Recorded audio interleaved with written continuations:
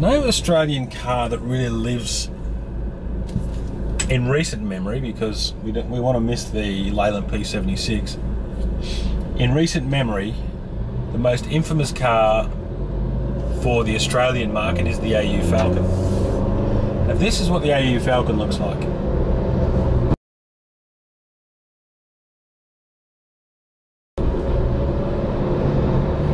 At the time, it was supposedly manufactured to address two main concerns, in addition to fighting for local supremacy against the Holden Commodore. One of those concerns was the potential threat of a Korean large car that was supposedly going to come into the local market, undercut the two current market leaders, the Commodore and the Falcon, and run away with the Australian market. And there was precedent for that, because the Hyundai Excel had previously turned up and just blown away the volumes for all the other small cars in the market because they were cheap. So you could see how Ford had put together in their head that there was that threat there, and decided to make a large car that was built down to a price so that they could compete against this potential threat.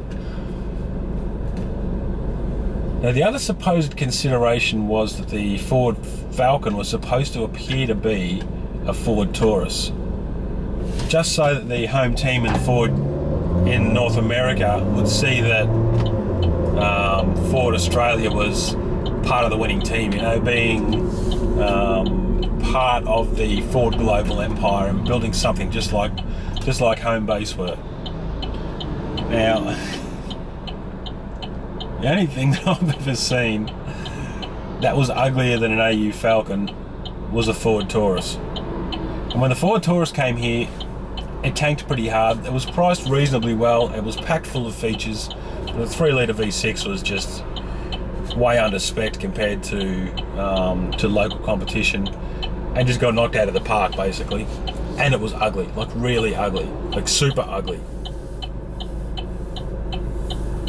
You know, it's like if you made a football, instead of using pigskin, you used a catfish. You just deboned it, and stuck a bladder in the middle and pumped it up. It was pretty damn ugly. Now, the AU Falcon had a few of those design cues. I think they did a better treatment of the headlights, but this is what the XR6 looks like.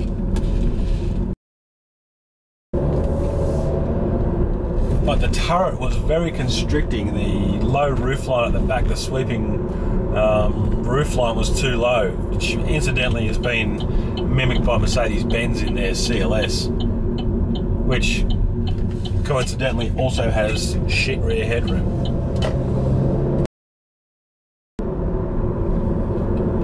So you've got two issues there. It was built down to a price, and I don't think there was a real valid threat there, because as far as large cars go, there was no precedent saying that large car customers were willing to buy something that was cheaper. Because at the time, now, utes weren't really, there hadn't been the invasion of utes like the Rodeos and the Hiluxes and everything coming from Thailand. That hadn't occurred at that stage, and people were still using Commodores as country cars and driving around regional highways and that sort of thing, and they still needed to be pretty tough. So I don't think that a Korean large car would have been able to substitute the functional capability of the Falcon and the Commodore of the time.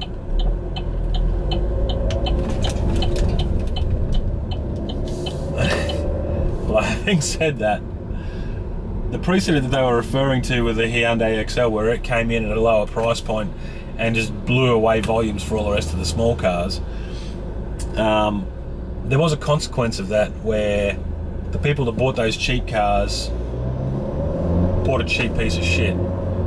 There are some cheap cars on the market these days which are still reasonably good quality, but back in the 90s when they bought those cheap Hyundai XLs, they were shit cars. And consequently they fell apart. And even my mother-in-law had a Hyundai, and she said it spent so much time in the shop, they won't even consider a Hyundai now. Yeah, it's been almost 20 years, and they still won't consider one. So I guess brands should be aware that there are still definitely consequences of bringing in something cheap and sticking your own badge on it.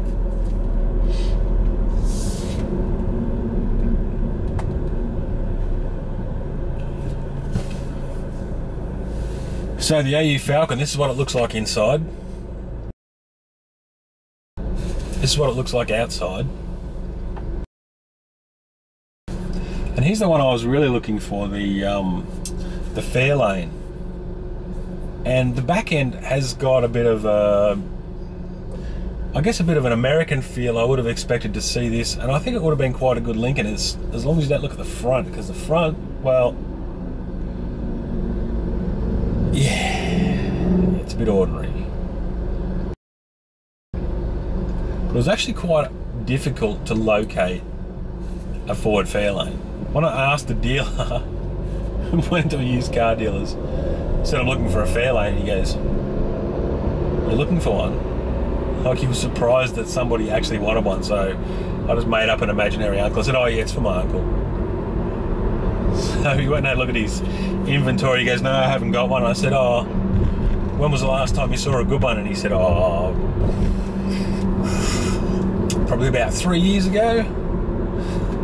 So longevity wasn't one of their strong points. Although perhaps the owners of fare lanes, because they're such a good vehicle, they just hang on to them.